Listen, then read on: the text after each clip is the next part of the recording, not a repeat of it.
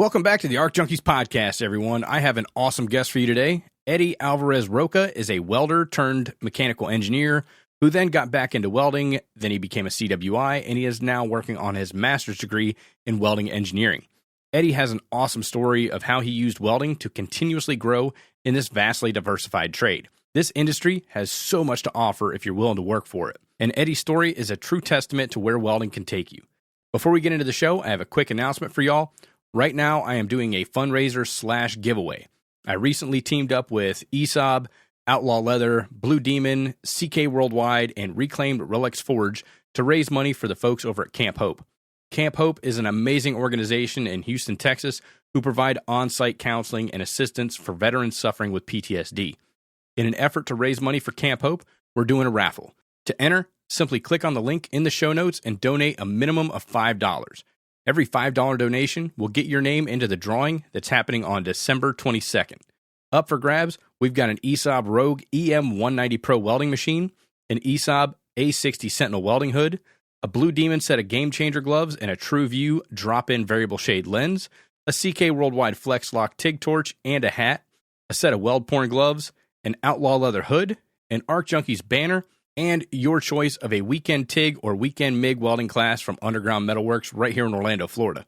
We also have a custom Damascus kitchen knife from Reclaimed Relics Forge. He did an amazing job on this knife. It is super awesome. Check out the Instagram page if you actually want to see pictures and video of all of this stuff. The raffle is open to all U.S. citizens 18 years of age or older living within the continental U.S. Because of all the shipping costs, we have to keep the winner within the United States, unless you'd like to cover the shipping costs, in which case I'd gladly make an exception. As I previously mentioned, the link for the raffle is in the show notes. Just click on that, donate a minimum of $5, and you'll be entered into the giveaway.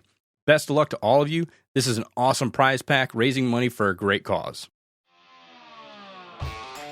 Today's episode of the Arc Junkies Podcast is brought to you by Rockmount Research and Alloys.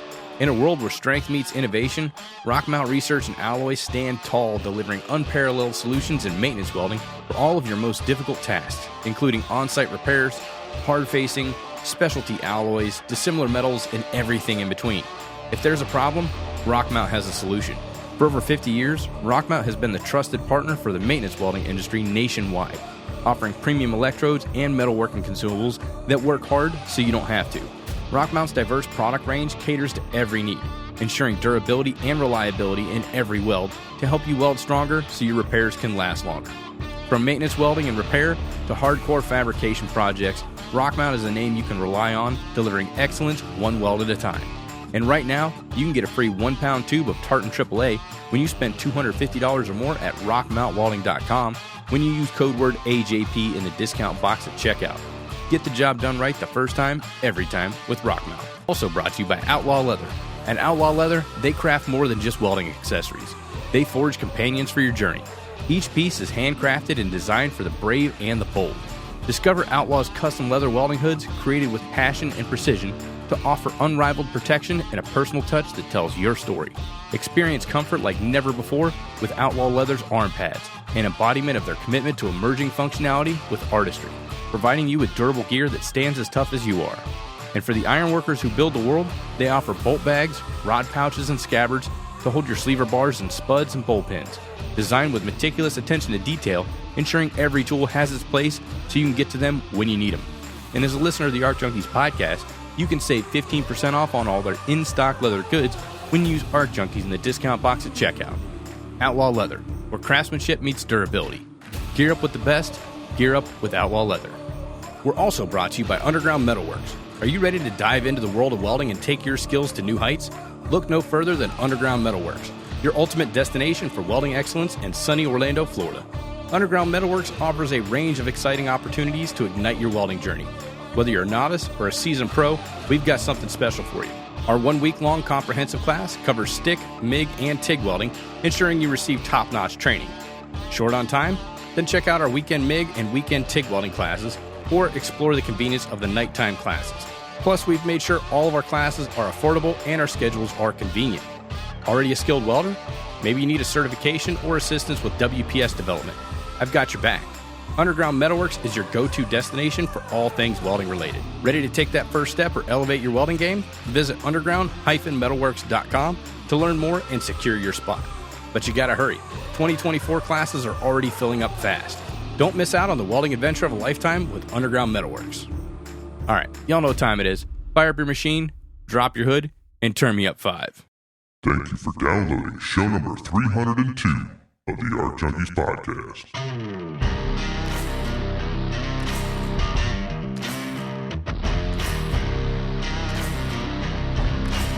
You're listening to the Art Junkies Podcast, helping you make every weld better than your last with each episode. And now your host, Jason Becker.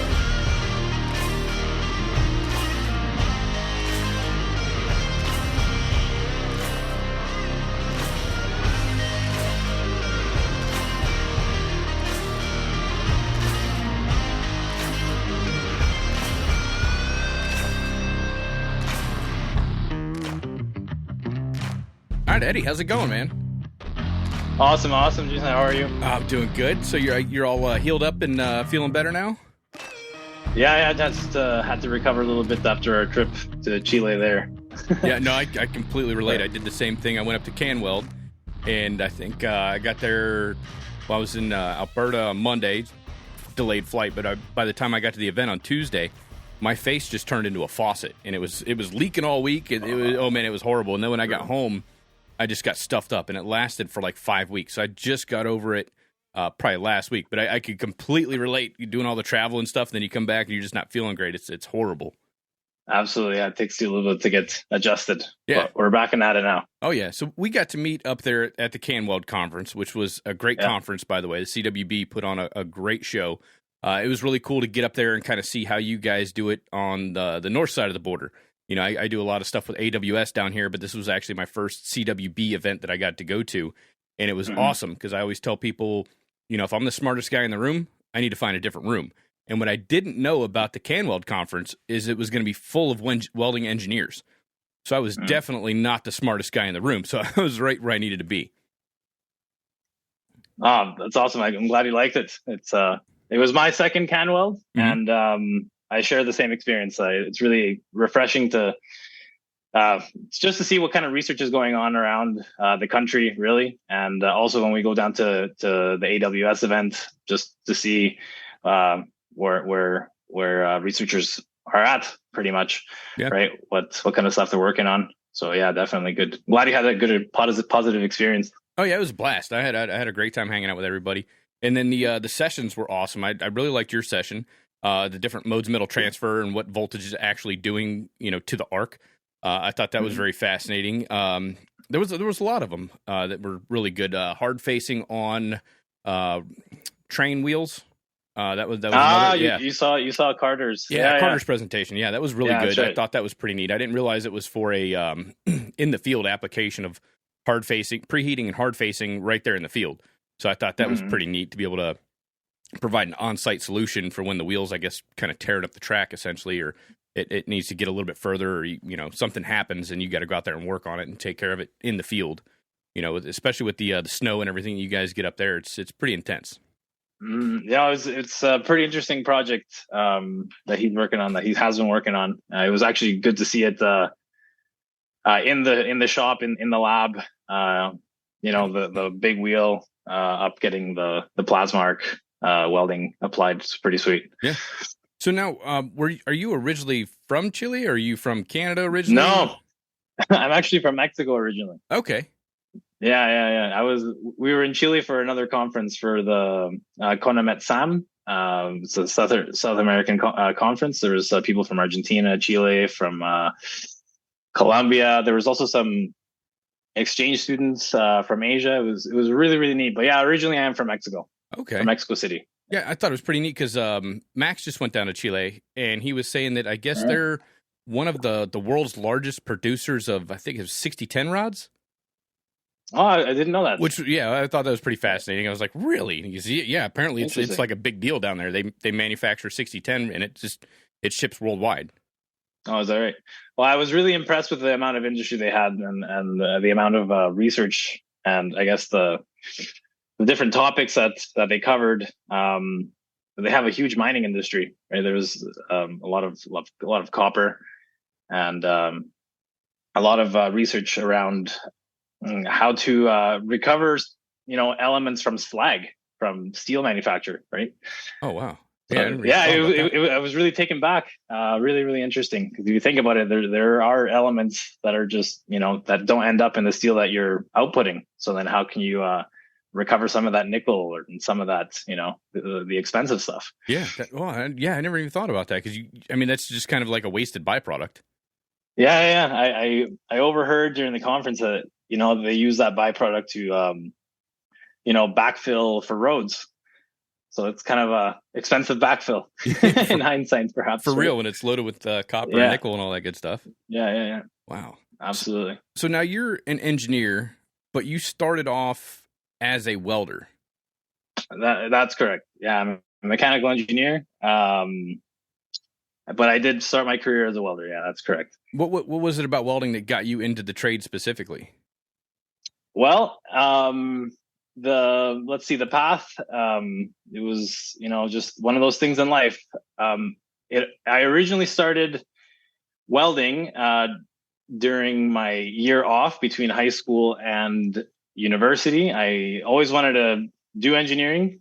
It was always, my goal, but I decided to take a year off, after high school. And I had a friend of mine that worked at a fab shop. And I think at that time I was doing road construction or something like that. And it was like pretty like labor intensive. And I didn't really, it was pretty interesting. At that time in my head, I was thinking like, oh, maybe I'll do civil engineering. So then at that time I was working road construction and working on bridges and stuff like that. It was okay, but it was good experience nonetheless, but it wasn't like, what I really, really liked. And then my friend was working at this vessel manufacturing shop. And this is back, just to give you a timeline, right around like 2005. And right around that time, there was a huge oil boom going on in Alberta. So there was a massive demand for vessels, right? So this shop, they specialized in, they was pretty much forming and cutting thick plate. They had some furnaces in the shop, and they did manufacture some. But most of the product was, raw material that would be sent out to a vessel assembly. So anyway, he said, hey, well, would you want to try welding out? Because, it pays pretty well. At that time, it paid definitely more than what I was making doing road construction. So I said, what the heck? Why wouldn't I? I'm trying to save up to go to university. So let's do it. So then, I showed up, I think it was like on a Thursday. And I just dropped off my resume, and then I turned around, and then just to give you the perspective of how busy it was at the time, right before I went out the door, the receptionist was like, hey, do you have time for an interview? So then I turned around, and then I went to see the shop manager, and then they're like, hey, can you start on Sunday? I'm like, whoa, it's like Thursday. Yeah, sure, I can start on Sunday. I'm like, okay, perfect. I need you here at midnight, graveyard shift, midnight to 8 o'clock. So, I said, yeah, sure. That was the beginning of that. And then when I showed up, it was, I was like on the Sunday at midnight. And then the first thing they said is, okay, well, here's the broom. And I'm going to need you to start at this side and make your way down to the other side. So after a few weeks or maybe even months of that, they're like, okay, well, let's try you out on the oxyacetylene cutter. So then that's where I started, practicing oxyacetylene, and man, like some of the stuff that you end up cutting there was really, really cool, really, really big stuff, big shells, big heads, a lot of plasma cutting too for cladded parts, cladded materials, and eventually they just said, hey, would you be interested in doing an apprenticeship? We'll send you to school. We'll pay for you to go to school. And then if you get a certain grade, above a certain grade, we'll pay you for the money that you missed while you were gone. So it's a no-brainer. That's a no-brainer. Why wouldn't I? Yeah. Why wouldn't I? You're going to pay for school and pay me to go? Yeah, definitely. Yeah. Like, why wouldn't I? So then it also gives you the incentive to, while you're in school, you're you're trying, because you don't want to make sure you hit that mark, so then you get the money that you missed out on. So, no brainer for me. So I postponed my start time for the university, and I just focused on let's try this welding thing out. So anyway, I worked a couple years at the fab shop. It was like 2.5 years at the fab shop, and I did my first year apprenticeship. And the way that works in Canada, for those of you that are listening that are not familiar with how the apprenticeship program works in Canada, is you essentially get signed up, you work about 10 months, and then you go to the college for 2 months, and then you go back out for 10 months until you finish your 3 years. You can group your schooling together. Overall, it's 6 months, right? It's 3 terms. So I ended up doing my first term, then going back to the shop. And then after I finished my second term of like work term, I decided to go to the field. So I could learn more of like, field application, doing some repairs, stuff like that. And that's how I finished my apprenticeship. I ended up doing my last work term in the field, and then I went back to finish my ticket. In Canada, we call it like a Red Seal journeyman ticket for welding. Mm-hmm. And then after that opens the doors for you to do pressure welding. So anyway, yeah, that's pretty much how I got into welding. And I mean, I can keep going. No, yeah, no, definitely. So like you started off sweeping the floor, and then they asked you to go in, or then you started oxy-fuel cutting. Then they put you in the apprenticeship program. Now, you were talking about how you'd kind of go to school and then you go back to work. Now, as you progressed in school and you gained additional skills in welding, whether it being fitting, fabrication, specific welding processes, when they brought you back to the shop, were they saying, hey, now that you have this skill set that you just got done learning the past 6 months, start applying it, here's a job, here's some different things that are a little bit more advanced than pushing the broom and running the oxy-fuel torch? Sure. Yeah. So before I went to school, it was mainly, you're cutting scrap metal first, and then you're cutting some shells, like you're beveling shells before they're rolled. And then sometimes you bevel them after they're rolled. Then I started cutting some heads. So after they're formed, you start beveling the heads so that they can be fit and welded. So that's the kind of stuff that I did. And then once I went to school, I kind of had a feeling that, okay, maybe after this next term, like I should get out just to see something else, because the primary product of that shop was, like the components that are then assembled, right? They assembled very few complete vessels, start to finish. So once I finished my first year in school, really good, like in classroom type setting and the stuff you learn in the classroom, but the technical aspect's great, because I mean you learned brazing, you learned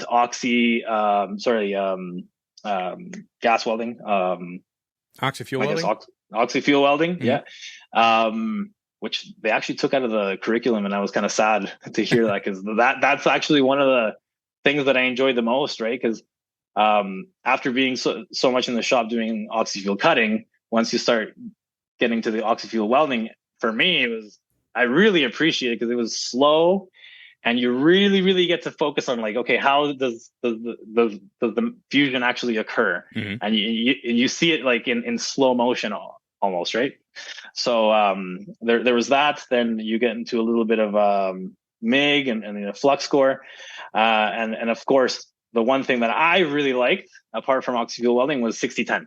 You start welding with 60-10 and 70-18. I'm not sure if they still teach 60-10. I really hope they do. But that was one of my favorite things. So anyway, when I went back to the shop, they got me to weld on bigger heads, cut on bigger heads, and they were cladded material. So I would start using a lot of the plasma. And it was a lot of like crane work, especially for the big stuff, making sure it's set square, and then, making sure your cut's nice. And some of that stuff's really expensive. So you really don't want to make sure you don't want to mess up the cut, because if you start veering off, that's a really expensive mistake if you do that. So, right.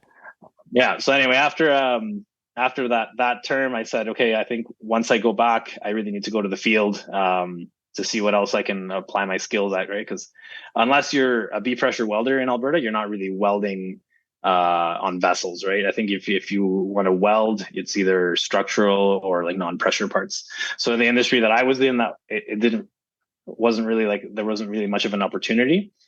So the one thing I actually did is I went out after I think it was my second year, I went out and I got my certification for structural, which was the CWB certification for all positions with 7018.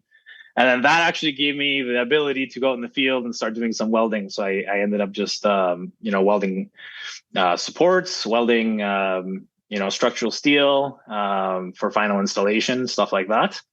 And then once I finished my journeyman, that's when I said, okay, actually, hang on, I'll backtrack. I did a pretty long stint doing shutdowns on coal and pulp mills. Okay. Pulp and paper mills. And that actually gave me a really good and deep introduction to TIG welding.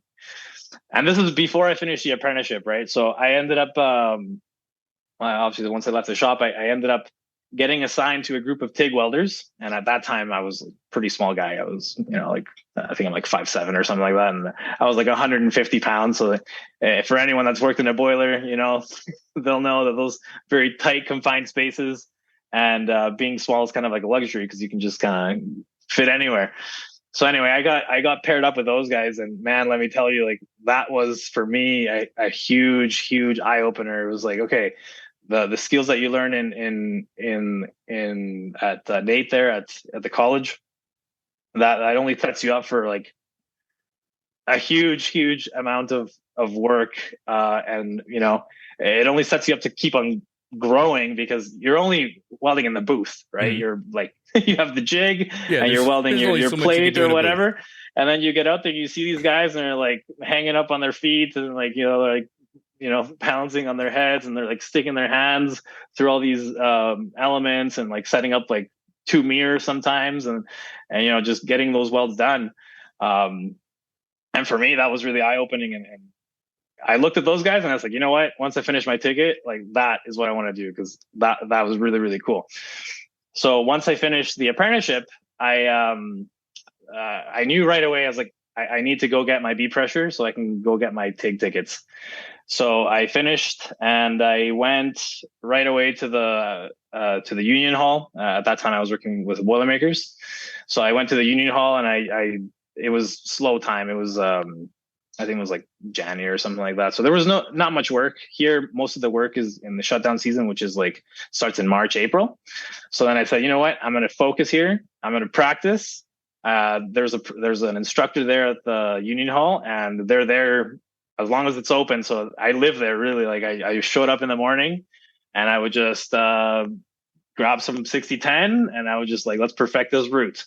And for those of you that are not familiar with the B pressure exam, it's well, at that time it was with 6010 route, it was 6-inch coupon on the 6G. Sorry. It's first on the 2G and then it's on the 5G. So you weld a quarter on the 2 and then you put it on the 5G and you weld the rest. Okay. Very, very, very, very low pass rates. I think at that time it was like, I want to say like 30% pass rate, something crazy like that. So most people didn't pass their first time. And if you told anyone that was taking the test, you're like, yeah, just go do it the first time, fail a couple times, and then eventually you'll pass, right? But for me, I was like, no, I don't want to go through that. That's kind of like, it's not my style. So I'm going to go practice a lot. So I went, I practiced a lot, like religiously almost.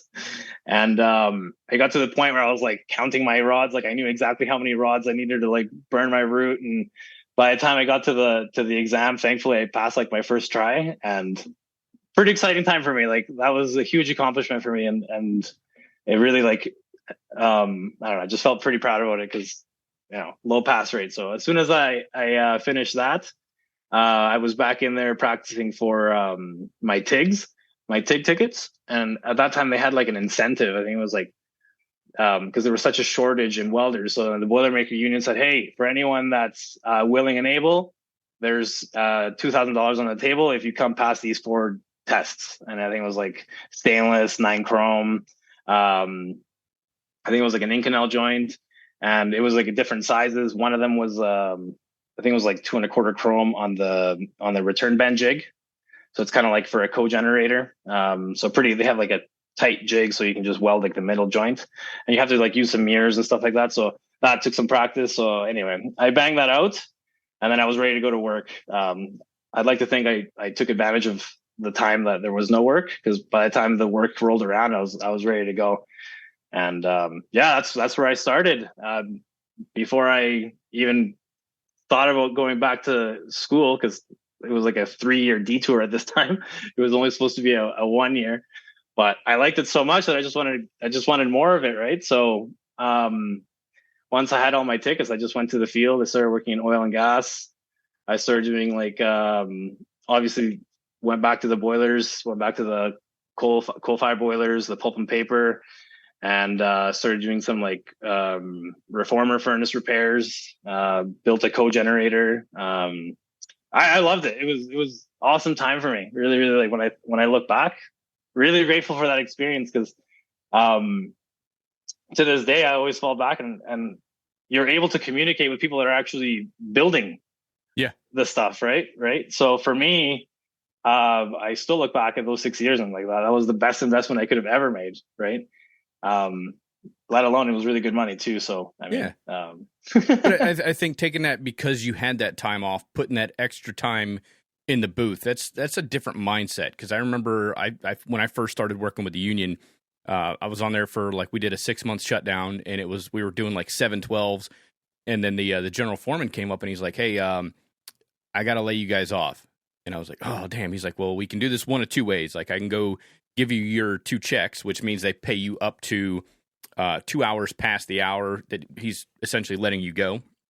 And, or he's like, I can just keep you on just, 0 hours, and I'll call you back as soon as, things pick up. But at least you're guaranteed to come back and work for this company." And like, I was having a blast working there. So I was like, yeah, let me do that. And that's exactly what I did. I went down to the union hall because it was open, and like, I'm the only one in there. And I was like, well, I'm going to take this time and I'm going to practice and I'm going to get better. So next time that there's a layoff, I'm not on that list. I'm just going to improve myself during this time off. And that's exactly what I did. I went back and I practiced the 3G 1-inch test, which is a test that I'd never done before. So I went in there and just put in all the time and the hours. It was probably like a week. And then I tested out and passed that one, went back to work for a couple weeks. And then he made the same deal with me again. And then I went back and did my 4G, practiced that for about a week.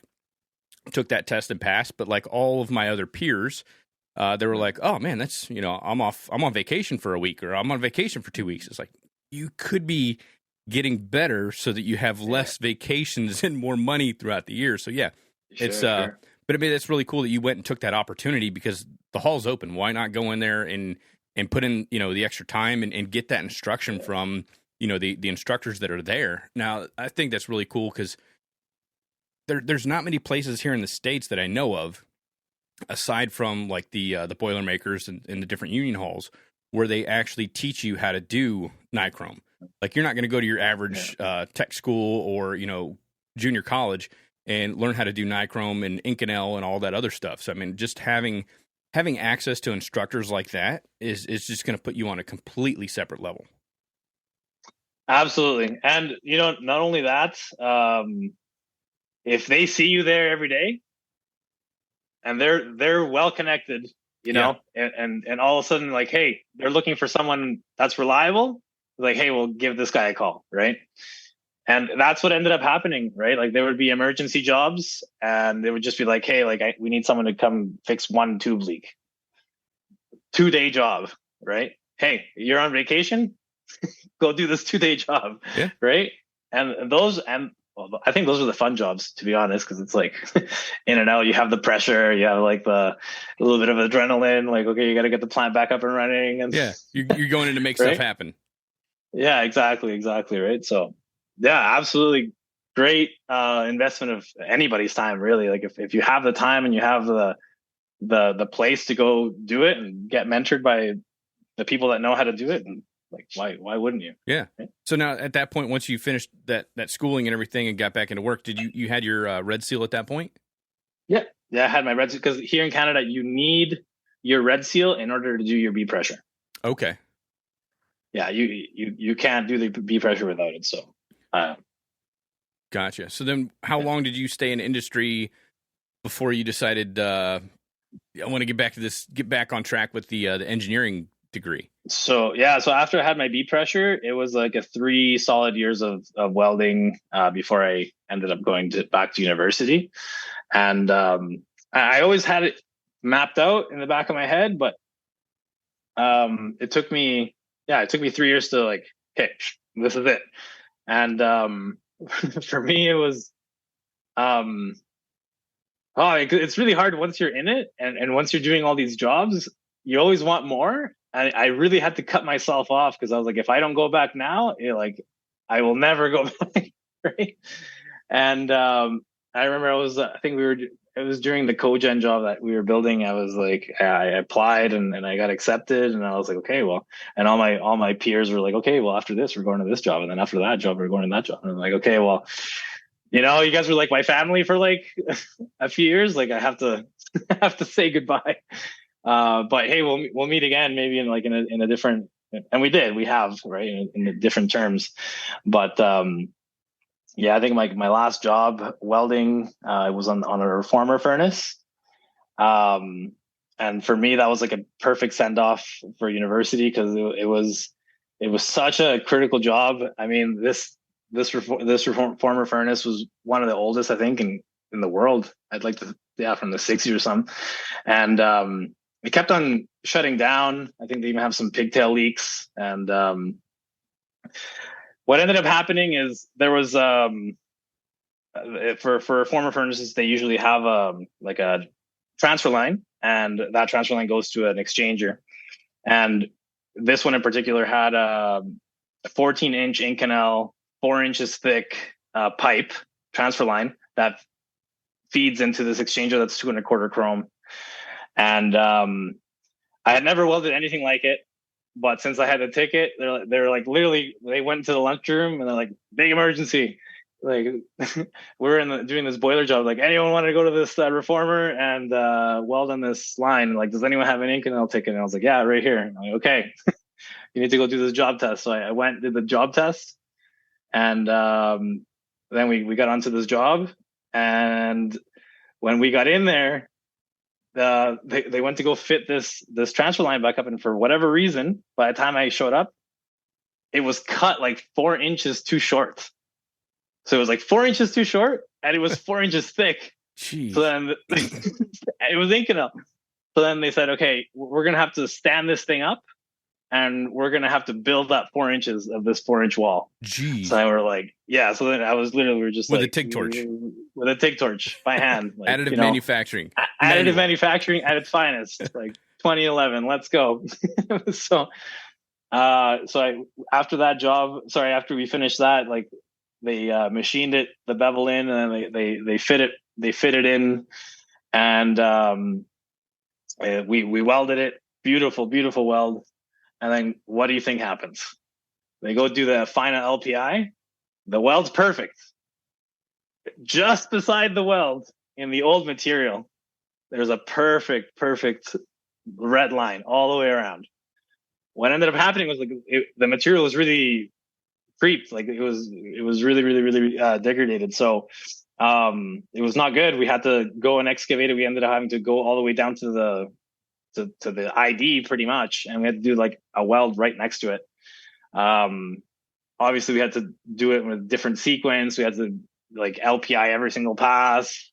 It was really intense. But that was the first time I got exposed to like metallography. They did like in situ metallography. Learned a lot. And then after that, I was like, I had already been accepted. I think it was in August, and I was starting in September. So for me, that was like the perfect like send off. Like, okay, I'm going to go learn what all this is about. And that's when I started, that's when I went back to university, and that was a whole other experience, because, you're sitting under the hood for 6 years, and all of a sudden you're competing against these kids that just got out of high school. Yeah. And, first year engineering, here, especially at the U of A, I think at that time the stats were like 900 people get in, and then after first year, I think like half of them are weeded out. So when I went in there, I was like, oh my God, like, the competition's pretty intense here. And I haven't been in a classroom for quite a long time, so it was pretty intimidating at first. But if you're persistent, anything's possible. So made it out of first year, and then that was the time where you have to, like, after the first year, you have to choose which discipline you're going to go into. And at that time, I wasn't even thinking of discipline, because at first I was just thinking, am I going to survive this? Right? Are these kids going to steamroll me? And am I going to become a statistic? Right? Am I going to end up dropping? But thankfully, I ended up doing quite well. And then I ended up being able to choose which discipline to go into. And at that time, like, mechanical was one of the higher GPAs that was required. And thankfully I had the GPA to go into mechanical. So part of me was like, do I go into materials engineering? Right? Because that's the closest for welding, right? To welding for me. So, or do I go into mechanical? And I think at that time, the GPA to get into materials was lower, and everybody wanted to get into mechanical. And for me, I had been welding on mechanical equipment all this time. And I was really curious as to, okay, like, how do you design a vessel? How do you, design a piping system? So for me, I said, you know what, I think I'm just going to go into mechanical, and we'll see what happens. I think at that time I started thinking, maybe eventually I'll do a master's in welding or something like that, because I did know about the existence of the CCWJ, which is the lab where I'm currently doing my master's studies, right? So that's how that came about. And after my first year, I went out and did one more boiler job, and that was a cool job. Actually, I'd like to share that experience with the listeners. We ended up it was a really, really, really old boiler. I think it was coal. But anyway, there was this header, and this header, there's many like it, but this one was kind of messed up. So the headers, for the boilers, the wall ties into the header. So then you end up having a bunch of ligaments in between the two bores, right?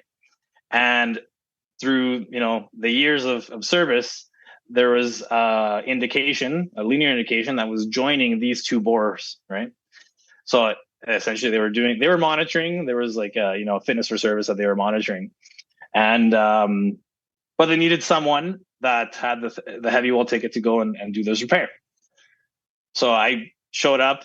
I'm just here. I'm here for 4 months, gonna burn some rod and go back to university, right? And the guys were like making fun of me, like, "Have you ever heard of a TIG welder that's in university?"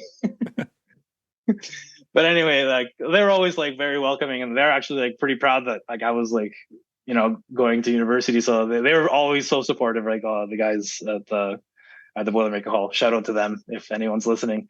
But anyway, so they put me on this job, and then they're like, okay, well, this job's not trivial because we can't dam it, so you can't use TIG. It has to be full penetration weld, and the affected area is so big that we're gonna have to put a flush patch. So 1 inch thick, but the flush patch is only 1/4 inches thick. Once you put that flush patch, then we're gonna drill the holes. So how do you route it? You can't use TIG. You can't use 6010 because they wanted low hydrogen. So I had to route it with 7018, which I had never done. And on one side, it's like 1 inch thick, and on the other side is 1/4 inch thick. So like heat transfer 101 for me. That was an awesome experience. So I told they wanted because it was a pretty high profile job. They wanted a mock test. So they ended up making like a mock header and making a mock plate. But at first I said, okay, you know what, let me just burn a few 7018 roots. Just make sure, because definitely not like 6010. I'll tell you that for free. So there's no whipping. But anyway, I burnt it in, got the hang of it, and then got the hang of it having like one thick, the one thick side, one thin side. Ended up just like, focusing the heat on the thicker side, and then just kind of bridging it over to the thin side. And man, at the end, like I was so proud of it, because I was like, holy crap, like this looked awesome. They put a camera on the inside. It looked probably even better than my TIG roots.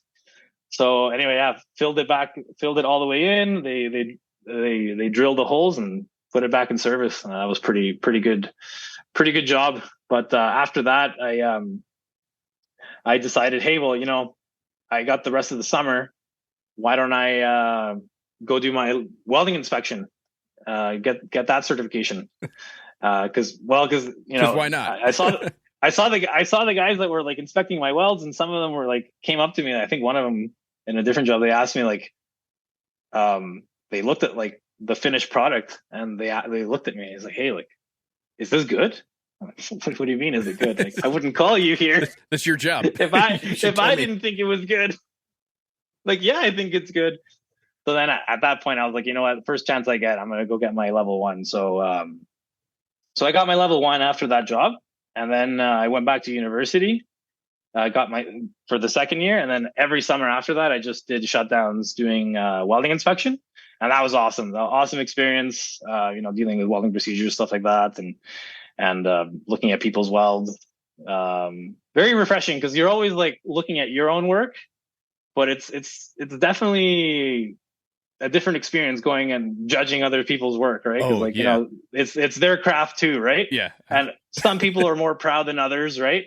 And some people, don't like criticism. I had someone throw something at me one time.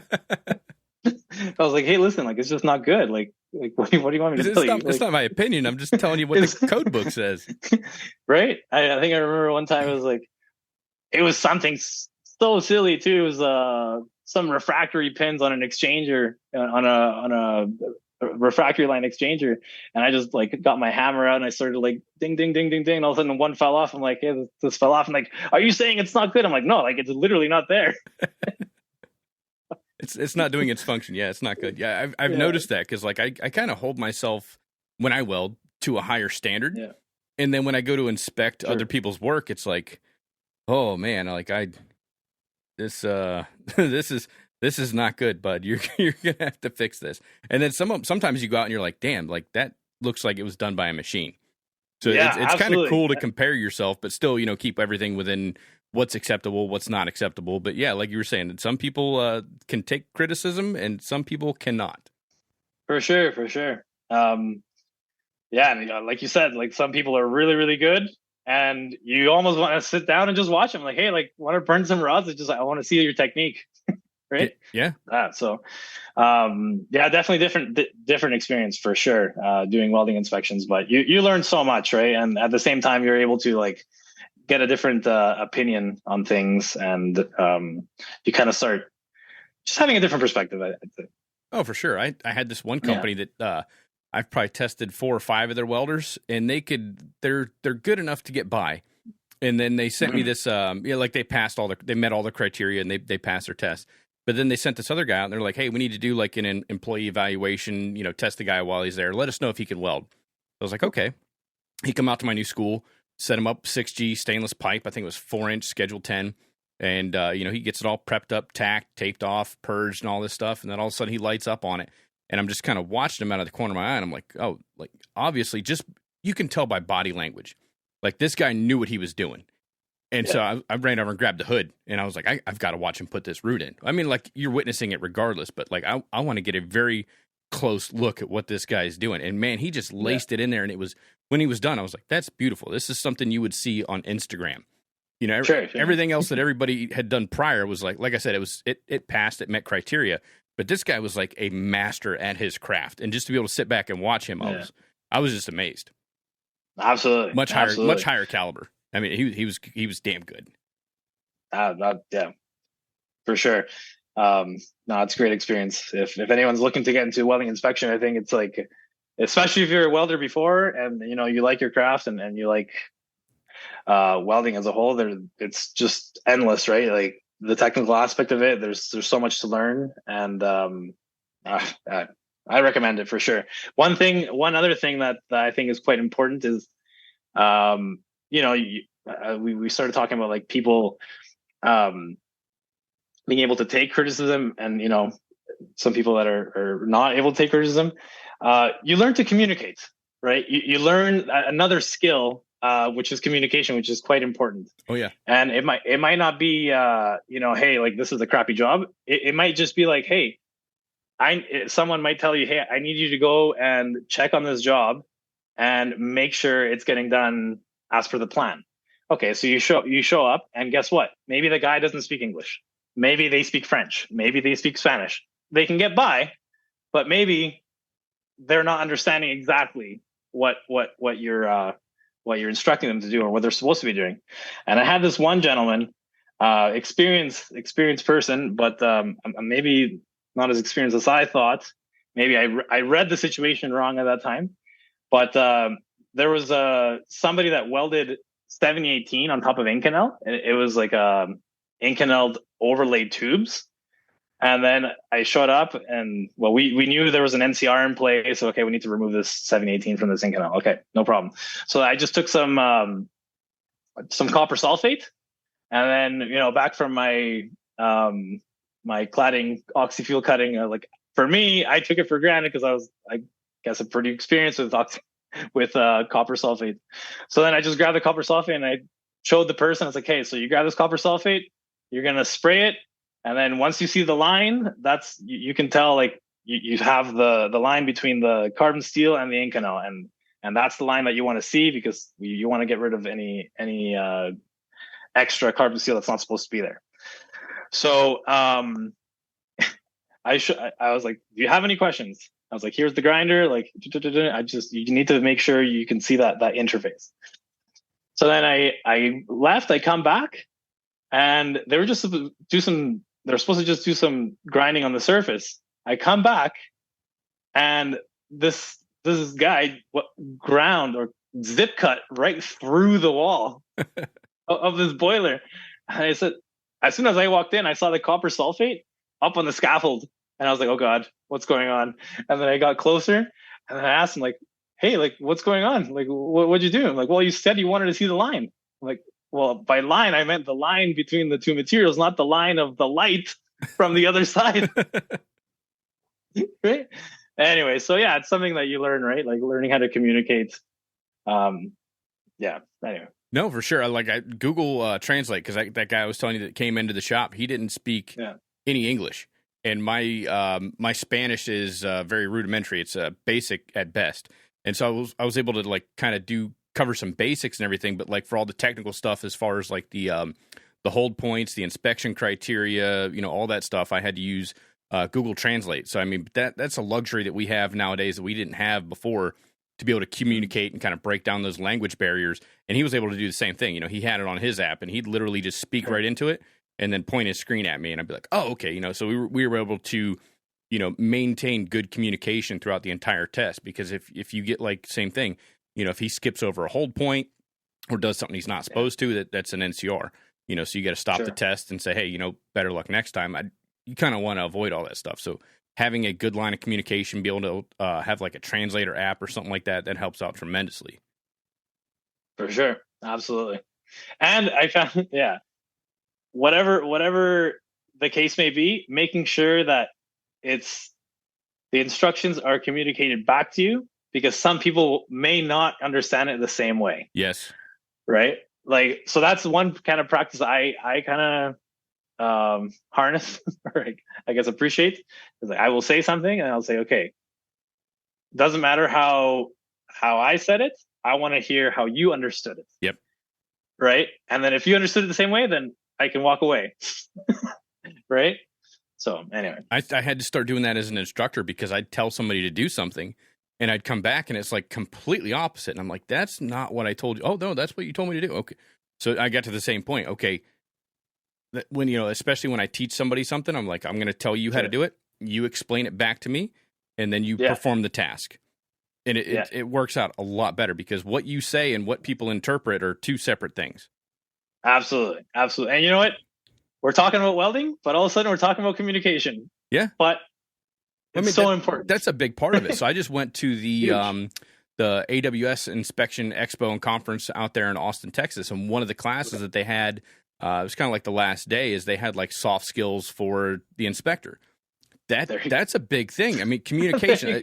You think, because you get a lot of people out there that are so wrapped up in their head and technical and all that stuff. And, like, you're in a good spot now, because you've done the welding portion, but you're also doing the engineering portion. So you can talk to both sets of disciplines. You can go out there to the shop floor and talk to the welder, and the welder's going to understand exactly what you're saying.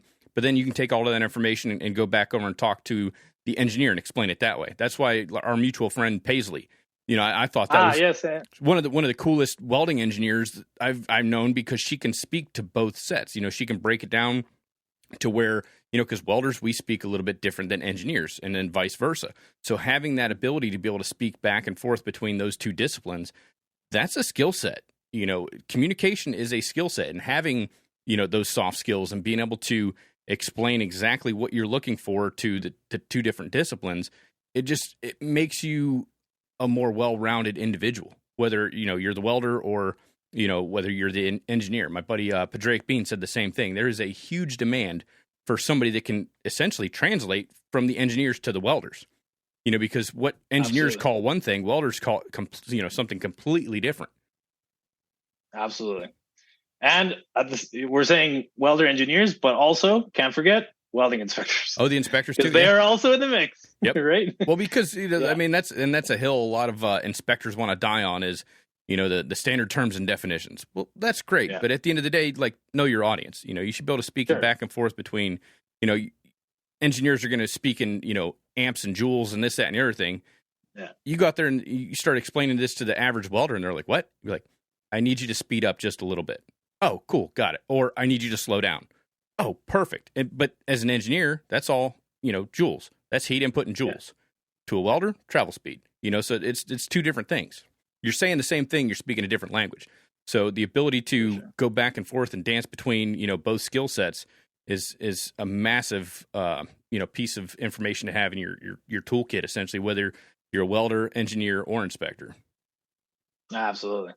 And I think that's the biggest thing, and that for engineers that, that started their career off the floor. I would like to say that the only way, or the most efficient way to get that experience, is spend time on the floor.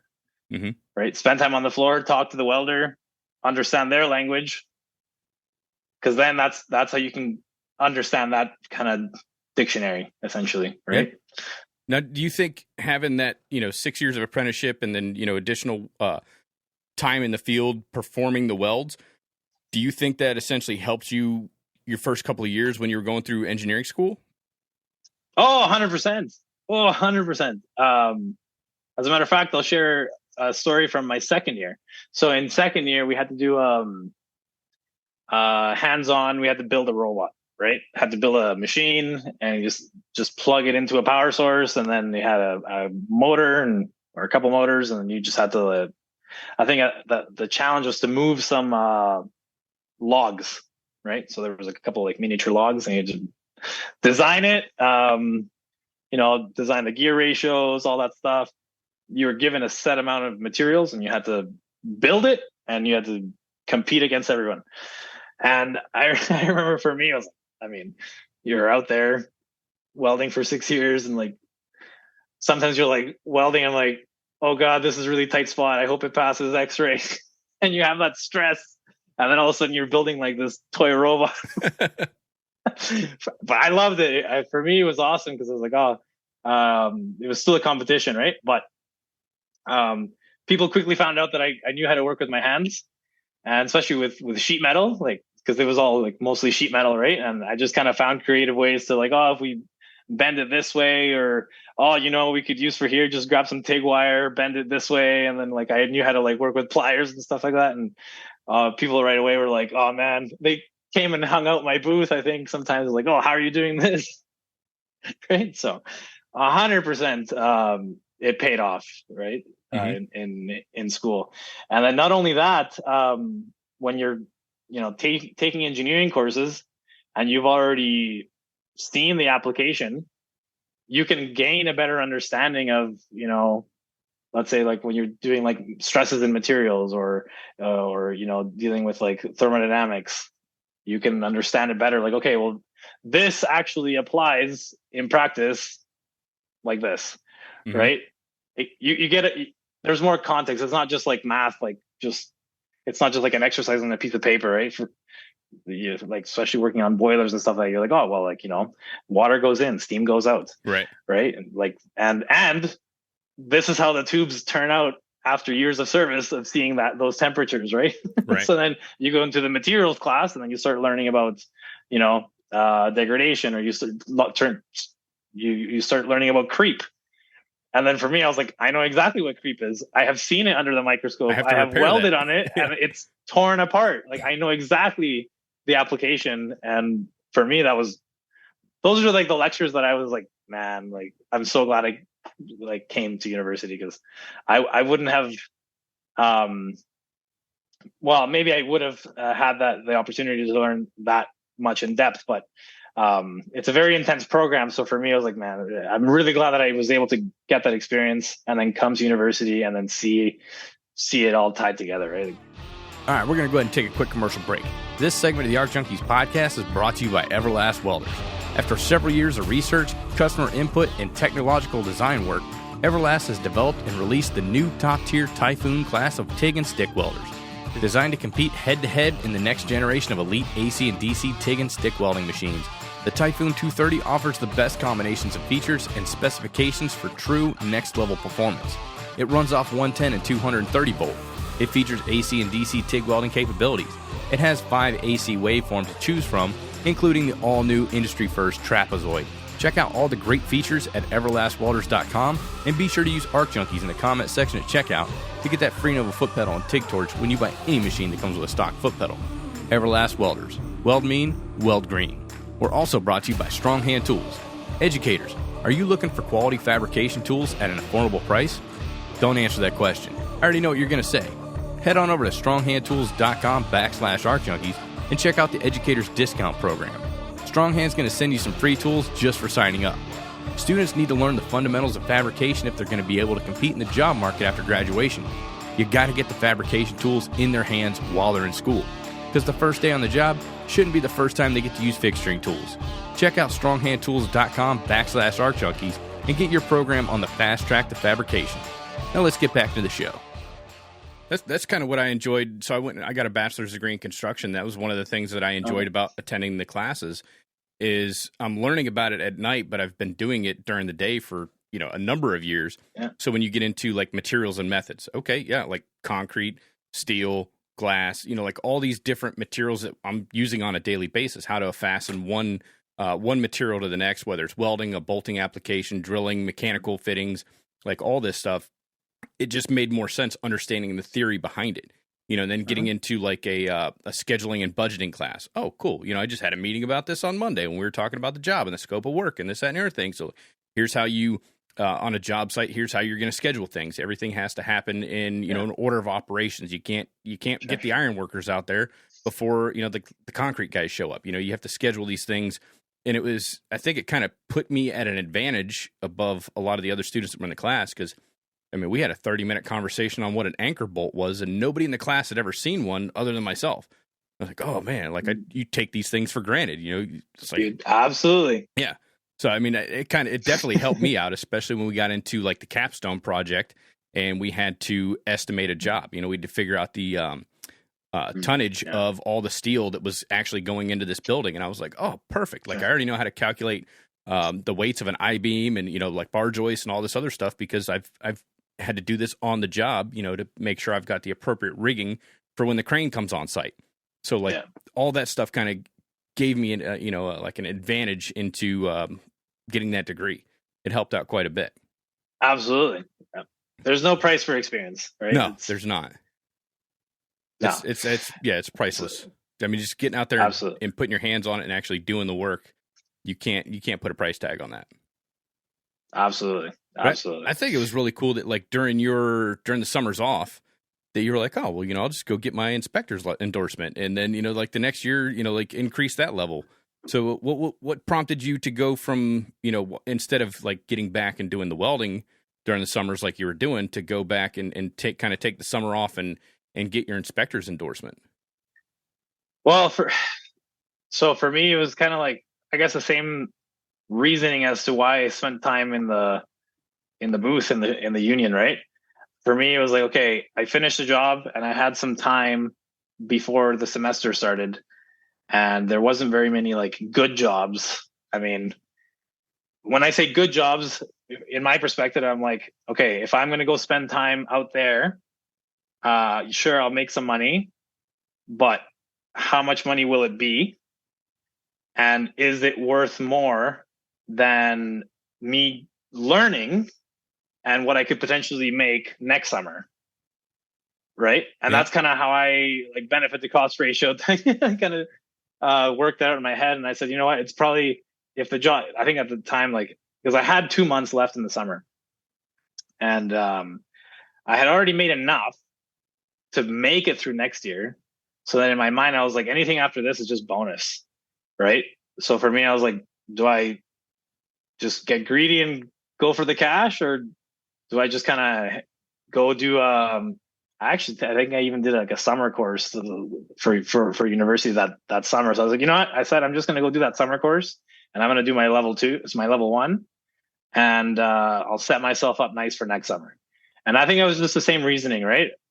Same as just hanging out in the booth. Cause it was like, it's not like it's a job that's going to make a crazy amount of money. I'm just going to be, away from home anyway. And then I'm going to go right back to the university. Maybe I'll just like transition, enjoy the rest of the summer, learn, get that certification, and then let's see how it plays out next summer. And it worked out awesome because as soon as that year was done, I had a job immediately with my doing QC. So it worked out great. I went to work right away as an inspector the next summer, and it ended up lasting the whole entire 4 months. So for me, it was probably the best decision that I made that summer. If you think about it, not getting greedy. Now, how many different levels? Because I know the CWB inspector is a little bit different than AWS inspector. So like down here we have you're either a CWI or you're a senior CWI. But up there, you guys have what, 3 levels of inspection? Yeah, there's 3 levels. So there's CWB level 1. And it's actually, we call it CWB level 1, but it's actually CSA 178.2. So it's level 1, which you can take after, I don't know, I think I want to say it's like a year of experience. You get that certification, and then after a certain amount of years, you can take your level 2, and then after a certain amount of years, you can do your level 3. Very few people have a level 3. I'd like to say that most people just have a level 2. Out in industry, that's pretty much most of what I see. At least in the industry that I'm in. I don't know what other industries, but in the energy sector, like oil and gas and pulp and paper, I would say level 2s. So what's the difference? Like, what are the duties and responsibilities of like a level 1? What can you do as a level 1 that you kind of limits you from doing level 2 work? I would say it really depends on your personal ability, to be honest. Because like when I had my level 1, they started giving me stuff that a level 2 or maybe a level 3 would do. Mm-hmm. But in general, I would say like if you're a level 1, you're basically doing like you're a runner, right? You're go look at this weld, come back, fill out this weld map, VT okay, VT not okay. Go flag this weld for RT or go coordinate this NDE. Level 2, you're probably doing more, inspection test plans,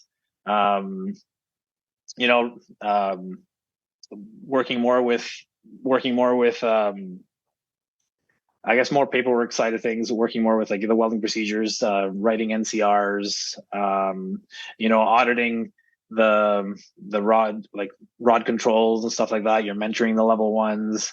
But if you have a level 1 that's good, they might be able to do the same stuff as your level 2s are, right? Like I had, after university, actually, like I took a job, doing QC, and I ended up being QC lead for a bit.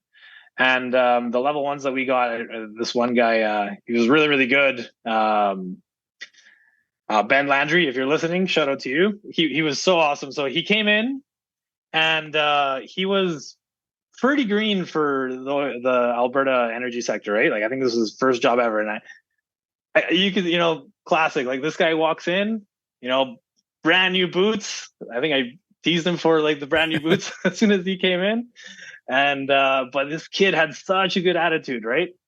And I was like, hey man, so this is the work scope. Here are the ITPs. And I think the first question out of his mouth was like, what's an ITP? I'm like, all right, let's sit down. And then top down. And then within a year, I think at that time he still only had his level 1. Like, he was way more reliable than most level 2s, right? So I think you just really have to prove yourself, but that's where you basically start, right? Like doing welding inspections, like being more like a runner, and then depending on the level of experience and ability nowadays on computer, then you can start doing some more like weld maps on the computer, and maybe even just writing some ITPs and stuff like that. Okay. Yeah, I was actually looking into, I guess, what the level 2's, the 47.1? No, so level, so the way it works, so once you are certified, you can get code endorsements. Okay. For whatever you want to inspect. So if you want to work with, let's say, pressure vessels or piping, you can go get your, ASME Section 8 or your B31.3, right? If you want to do more structural steel, you can get your like W59. So those are the code endorsements that you can get. Okay. But the certification falls under like that CSA 178.2, gotcha. Which is what we call the CWB level 1, 2, and 3. Okay. Yeah. And then after that, you went and got your API 510? Yeah. So after university, I didn't go get an engineering job right away. I ended up saying to myself, I'm gonna. At that time, I could make more money doing welding inspection and inspection related items and taking a full-time engineering job. And after university, you have accumulated maybe some debt. So I decided, I'm just gonna go and hammer this out. And of course, I loved it because I was back doing welding related things. So I finished. So I finished that job doing the QC lead, and then I said, okay, with my friend, let's go to Houston. Let's go take the API 510 course. We did it. We wrote the exam, passed it. Really, really good course. Really enjoyed Houston. And I actually just like being away from everything, just like soaking up the books. Right. We really made the most out of the time. We were there. Like we enjoyed Houston a little bit, like the last weekend, but we would just be like in the hotel and just like go to the course. The guy there had so much experience, the instructor, so we just soaked it up as much as we could. And then at the nighttime, we'd just like review the questions. And then by the end of it, it was like, okay, yeah, this is awesome. Like we can go pass the test. So we did that. And then I think the next year, my friend and I, we went, Fahad Futi, also shout out to him. We've been kind of like working together. Actually, we met when we were welding. And after that, I went to university and he started doing like the QC thing. And then afterwards we went to like get the 510, and then we said, okay, why don't we go get the national board? So we got our national board. We took a course with Bob Yagel. I'm not sure if you know Bob Yagel, but excellent instructor. Like he came to Canada for that course, and as soon as we heard that he was coming, we had heard such good things. We're like, let's go. This guy is awesome. I think he started his career. He was in the Vietnam War, and his job was to maintain boilers on the ships. Okay. So this guy had, what's that? Probably a hull tech. Yeah. Navy hull technician. So this guy not only had great experience, but this guy had like a photographic memory because he would tell you, okay, open up section 8, like page 63, left-hand side, like bottom of the page. And then he'd start like reading it off. And he's like, in 1950, whatever, this used to say this. Anyway, he was just like a walking ASME library. So anyway, like we got our national. What's that? That sounds like Walt Spurko. He does the same thing with Section 9. Okay, awesome. Yeah. No, totally. I actually took a Section 9 seminar with him, a 3-day seminar with Walt Spurko. It was awesome. So anyway, got that, and then I started doing some in-service inspection work. I got certified through the boilers branch in Alberta as a in-service inspector, and then I started doing in-service inspections over in the oil sands. And once I started working there, they found out that I had an engineering degree. So that's when I was able to finally practice engineering. They said, "Oh, hey, like you also have an engineering degree. Would you like to come do some engineering?" So then I got some experience actually doing engineering. Like, absolutely loved it. Finally, I was able to write engineering packages with the way that I would have envisioned. And it was a blast. I started doing some turnarounds as an engineer. And then shortly after, the opportunity came up before COVID. I think it was like 2019. My manager, who's also very supportive, Maha Alkalidi, shout out to her. She said, "Hey, would you like to come be a technical leader for turnarounds?" So I said, "Absolutely." So that's how that all came about. So I ended up being able to get that experience. So essentially what the technical leader does is you're essentially the single point of contact and the coordinator of all engineering related things during a turnaround. So whether it's metallurgy, whether it's mechanical engineering, whether it's automation, whether it's process technical engineering, any inspections like that. And the engineering responses and recommendations for work to be completed, that all goes to the technical leader. And then when you're off the turnaround, you're planning the next one.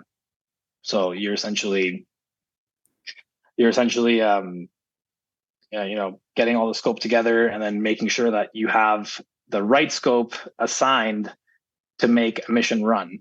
So if you want the plant to run 3 years, 6 years, you better make sure you have the right amount of scope in.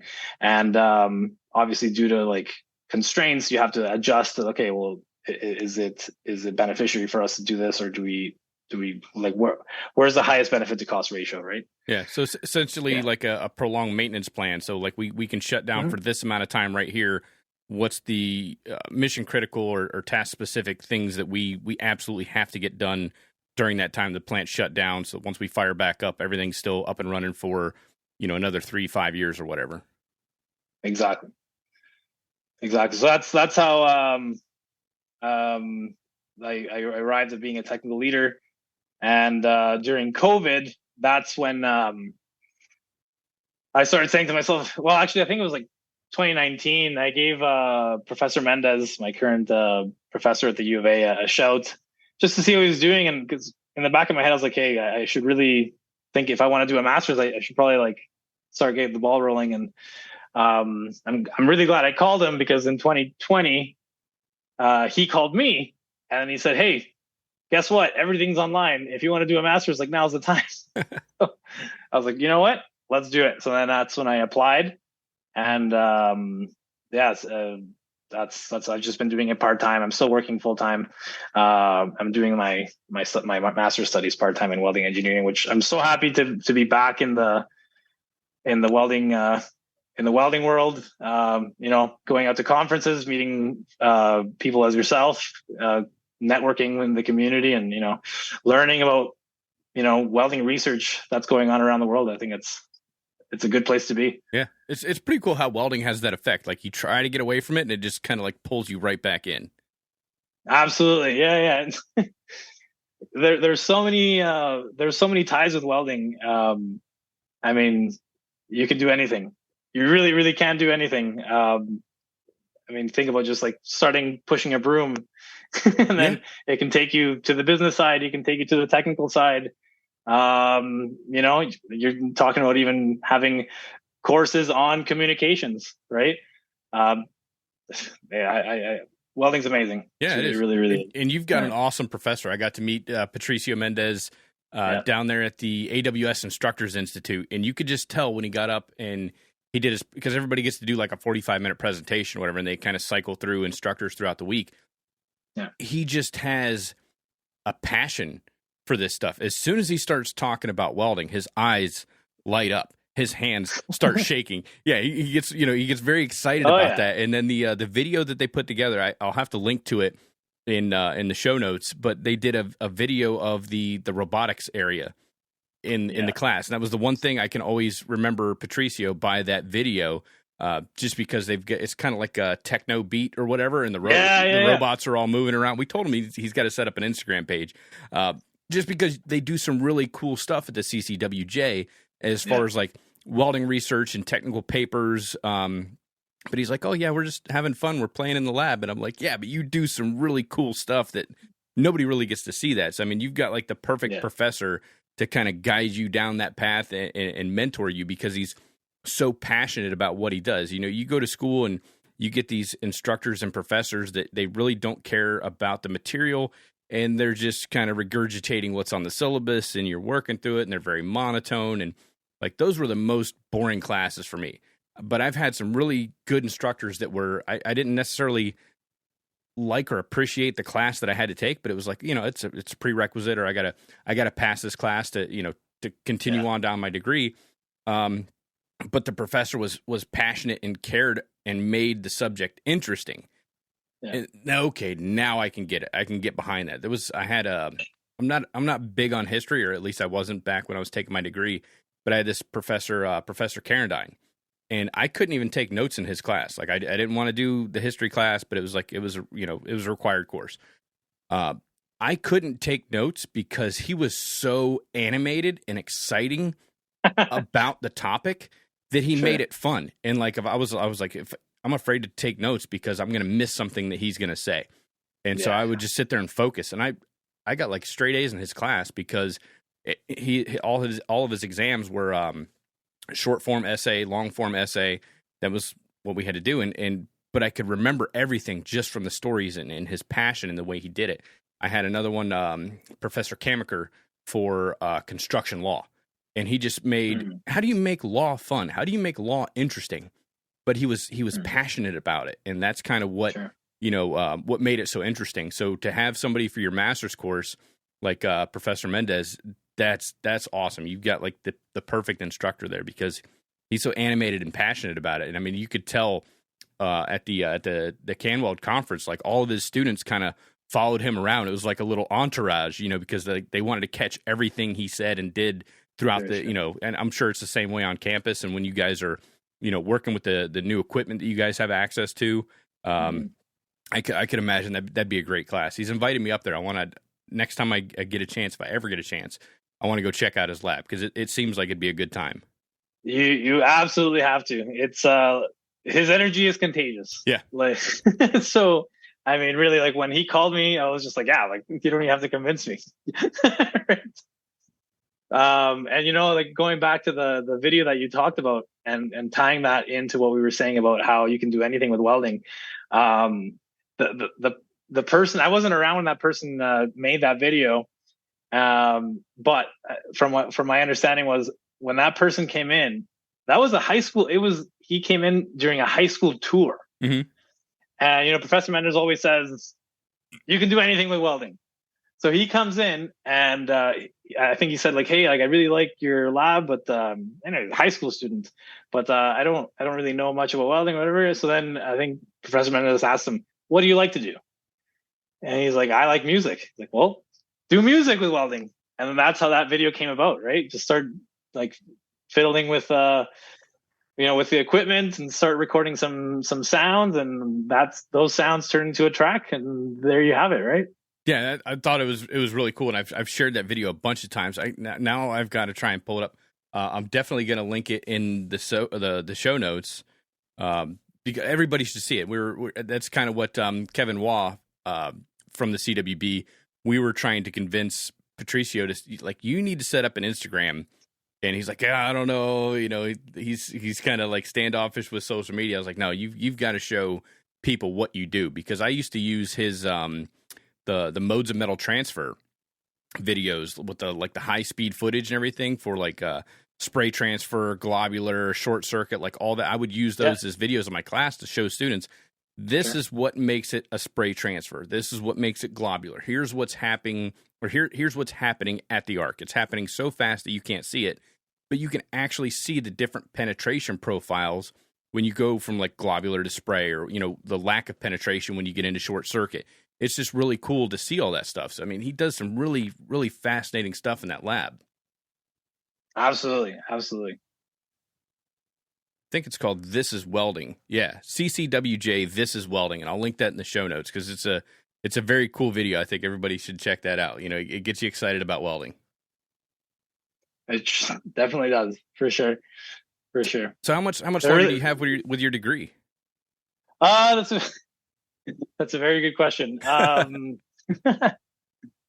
So my plan is I haven't really fully decided. I know I would like to pursue a PhD.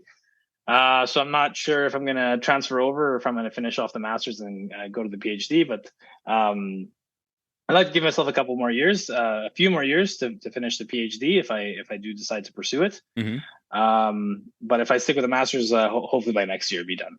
Okay. What do you ultimately want to do with welding? Do you want to stay in with engineering, or do you want to teach? What do you want to? What's your ultimate goal with all this? My ultimate goal, well, I like to. It's probably going to be. I'd like to maybe just be independent consultant with welding, maybe welding repairs, perhaps like procedure development.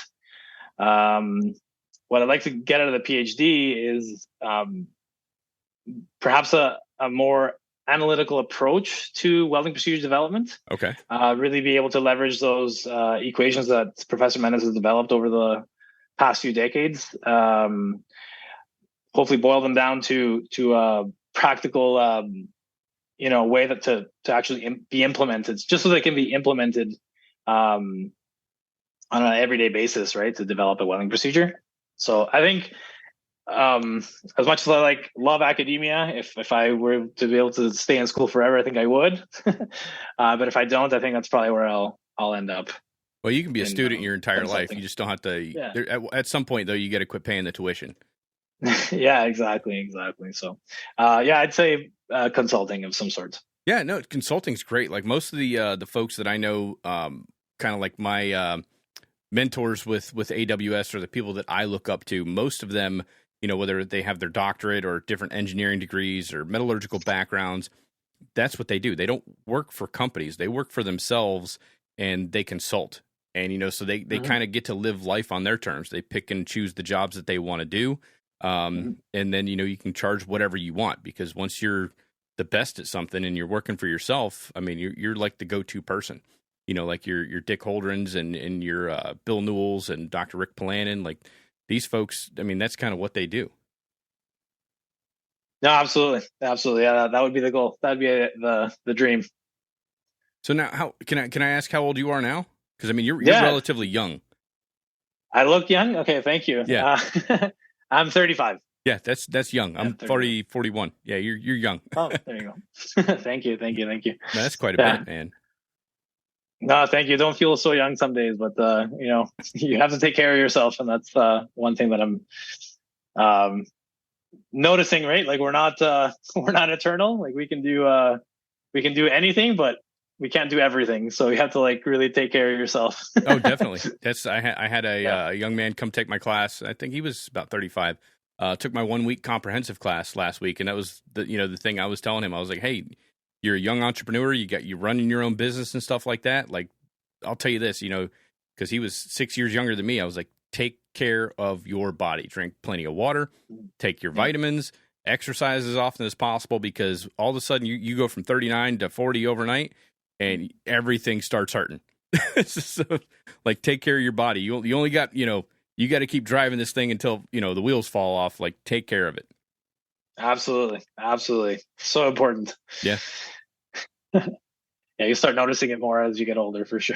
Yeah. So what are your next goals? I mean, you're going to finish this degree. Do you still want to stay? Are you still doing hands-on welding anymore, or is it pretty much just inspection, engineering, stuff like that? The only hands-on welding that I'm doing is in the lab. Okay. Yeah. So if I'm ever doing any experiments that require manual welding, I'll do them. If you've been showing those videos, some of those videos that you're showing may have been done by me manually. I don't know if you've ever seen the one that we did. We did some videos from the inside of a pipe, and we were showcasing what a 6010 root looks like in slow-mo. or in high speed video, and we did a STT. So if you ever showed those, like those were done by me. So like if I'm welding by hand, it's like in those scenarios. Okay. In the lab, yeah. And now you were saying before we hit the record button, you guys are slowly getting into additive manufacturing. Yeah, absolutely. I started learning it today, how to use the WAM. We have a Lincoln unit in the lab, so I definitely encourage you to come and visit us. Hopefully soon. I think you'll love it. We have there's a WAM. Wire additive manufacturing machine. We also have a laser. All sorts of very, very nice toys. Okay. And you guys are up in Alberta, right? Yeah, that's right. Okay. In Edmonton. Yeah, I'm gonna have to give that a shot. Like a lot of good welders come out of Edmonton, Alberta area. I think that's where 100%. Yeah, Travis Fields is out of there. Like there's something in the water up there. It's kind of like Utah here in the States, man. There's just awesome welders come out of like those two areas. Oh yeah. Yeah, I mean, we have so much industry, right? So there's definitely always a demand, right? So yeah, I mean, I'm not sure what it's like in over in the States. I mean, there's definitely a shortage of skilled welders. I know that throughout my career, when I first did the the B pressure exam, as I mentioned there, I did it with 60-10 route. But then shortly after, they changed the program, and then they changed it to TIG route. That you could have the option to do either or. Mm-hmm. And for me, I think I'm not sure why they did it. I think they wanted it to pump more people out. I'm not sure if it worked out. I think it worked out to get more people out, but I really miss having the 60-10 requirement, because when you're laying down a 60-10 route, you really know how to freeze metal. Right? Yeah. That's maybe just my perspective, but when I see people out and they don't have the 60-10 like experience, I don't know. For me, it's just a biased opinion, but for me, I was kind of saddened by that. Maybe it's because I went through the punishment, right? But I don't know what it's like in the States, but definitely there's a high demand for skilled welders here, but there are definitely some very, very talented people that are here because we have the equipment that requires that skill, right? We have the people that have been working on like those return bend jobs, the boiler jobs with very restricted access. So pretty much most people that are coming out of the Boilermaker Hall and that are welding on those jobs can weld with both hands, right? That's just second nature type of deal. So definitely I've seen a lot of good people come from Alberta. Yeah, that's one of the things I've noticed, because like I said, I've traveled quite a bit and I've got to meet welders from all around the world, and it seems like every country, every continent is having the same problem. There's a skilled trades shortage. So you think about it, a lot of people are like, oh, it's a skills gap, it's a wage gap. It's a little bit of both, because in Alberta, they pay, from what I was talking to some of the folks up there, they pay rather well. Same thing in Europe. So if they're experiencing the same problems that we are, okay, maybe it's not a wage gap. It's definitely a skills gap, because, if you think about it, everybody's kind of going through the same thing. Young people don't want to get into skilled trades anymore because we've bastardized the skilled trades for what we did, because we're a part of it.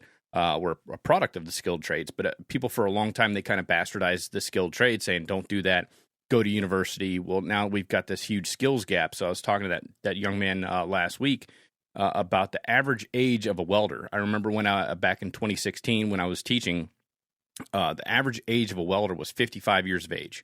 And then we pulled up the stat the other day, and I think right now it's somewhere between like 35 to 45. Okay, well, I mean, that's the average age. So the average age is coming down. That's a good thing. However, that experience is not going up, because a lot of people are getting into welding later on in life. They went through university, they went through college, or they went through a different skilled trade. And now they get into welding at the age of 35 to 40.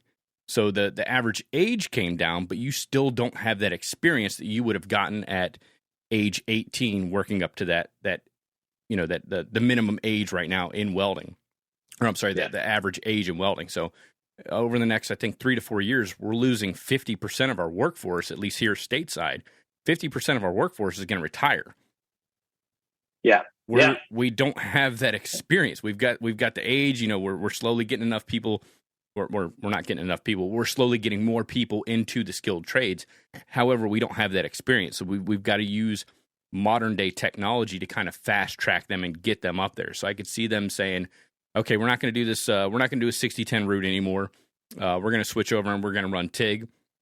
And I would venture to guess that it's going to be pretty soon that they're just going to omit a lot of TIG and say, okay, you're going to run STT or RMD or some of these other processes because, when we get into our different alloys, we don't have to do a back purge. And there's a lot less skill required. Like you could show somebody STT in like 5 minutes. Like I'm not a pipe welder by any stretch of the imagination, but I can take, STT and run a downhill route on a 6-inch Schedule 80 pipe and make it look beautiful, even on a poor fit up. Sure. So I think a lot of this technology is going to fast track for that lack of experience, that lack of training that we're experiencing all over the globe. Technology is just going to kind of bring everybody back up to that level. Yeah, no, I'd have to agree with you. Definitely. But it's going to put a big strain on that. Perhaps, I don't know if it's a small part or a fraction of jobs that you can't have that automated solution for, right? Like there's just going to be some things like, hey, it'd be very impractical to get a robot to go in there and do that. Or you can get someone skilled to go bang that job out in like 6 hours. Those are going to be the people that they've got the skill set and they're going to be able to charge a higher premium.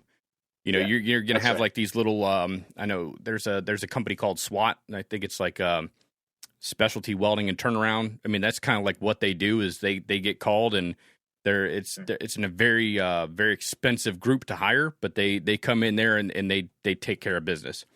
Like those are the folks you absolutely positively have to have it done overnight. Like you call these guys up and it's just a group of specialty welders. So I think you'll start seeing that more and more where, okay, the average welder can't get in there. We can't put a BUGO system on there. We can't put an orbital TIG welder in there. Yep. This has got to be done manually.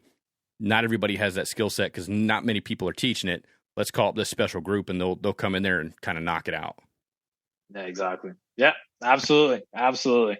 That's, but then hopefully that small group is still able to retain that knowledge and pass it down to future generations just to make sure that group exists. Yeah. Cause that'd be really, really bad news bears for the welding world, right? If we can't retain that knowledge. Oh, definitely. And pass that down. Yeah. Even if it's for a select group of people. Right? Yeah. I have found that, a lot of the folks that are getting ready to retire, like I said, I went to the inspection conference and I was speaking with a lot of those folks that are, hell, they could have retired 20 years ago and they're still in the industry. It's just something about welding that keeps them, coming back and going to the conferences and presenting. But I had, one of the guys pulled me off to the side and he's like, hey, look, we need to have some more conversations, whether it's via Zoom or a phone call. He's like, I've got a lot of information in my head and I don't want to take it to the grave. I've got to pass it on. So the cool thing is a lot of the folks that are super passionate about this industry, they have that knowledge, they have the background, they have the experience. They want to pass it on because they don't want it to go with them to the grave, Yeah.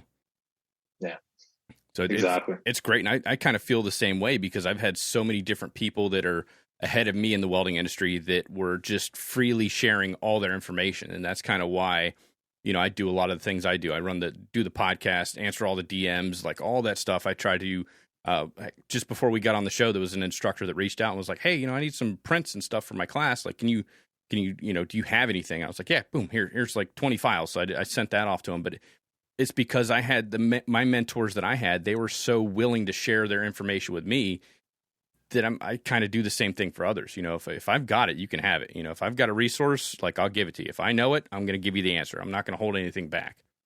And I think that's kind of what everybody's got to do in this industry. Because like I said, that knowledge gap is there. So we've got to start trickling that information down to the next generation that are getting into it now and kind of put them on a fast track into, because they don't have the time to make the same mistakes we did. We got to give them the information and say, hey, here's how you avoid these pitfalls. Here's what you need to do. Boom, just skip over the learning curve. We're going to put you on the fast track. Yeah, that's very good. Very, very good point. And also, I guess leveraging that new generation to also progress the automation, Mm-hmm. right? Because really, like that is where the world is going. So, you do see a lot with, software developers and stuff like that. They will have that skill, which is a very, very powerful skill. But if you're not able to share that knowledge, that welding, like specific domain knowledge with that group, you can't bring them in without sharing that knowledge, right? And that's really how we're going to like close that gap to meet that demand. Yeah, right? 100%. I mean, cobots are becoming more and more prevalent. A lot of welders are apprehensive to adopt automation. I said, no, bring that stuff in. Let it come in there and help you do your job, because at the end of the day, you're going to be better off for it. You're not handling the material. Absolutely. You're not putting in the welds. I mean, you still have the information. Nobody's going to be able to take that from you, because you have to program that machine to do what you can physically do.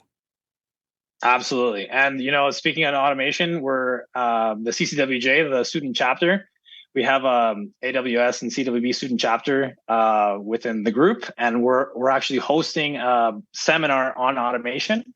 It will be in the spring, so I can share the link once the details are ironed out. And if you'd like to share for any listeners that are interested in joining, it will be in automation specifically. Yeah, that'd be great. Spring. Yeah, I appreciate that. That's another thing people can do to kind of fast track their careers. Get involved with the AWS, get involved with the CWB, go to your local section meetings, link up with these people. They're just going to share the information and knowledge with you.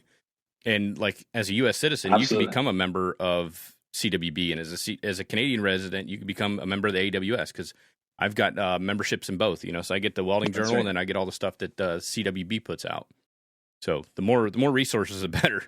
No, absolutely. And really, that's where you make these invaluable connections, because if you make these connections, and let's say you run into an issue that you don't know how to solve, you very, very highly likely that you met someone in these events that is a specialist in that domain, and that can give you the answer right away, or connect you with someone that would have the answer, right? Yeah, exactly. So absolutely important. Like, doesn't have a price. Yeah, networking is key. Networking is key. Yeah, no, absolutely. That's one of the main things for me. That's the most important thing about being in the chapters, right? Yeah, getting out there and I volunteered for an event. I volunteered for an event. It was like a trade show, and we just set up like a booth, right? And for me, that was my very first experience doing anything for the chapter and being involved in the community. I hadn't gone to any events, any like conferences or any networking events. And for me, I didn't really know what to expect.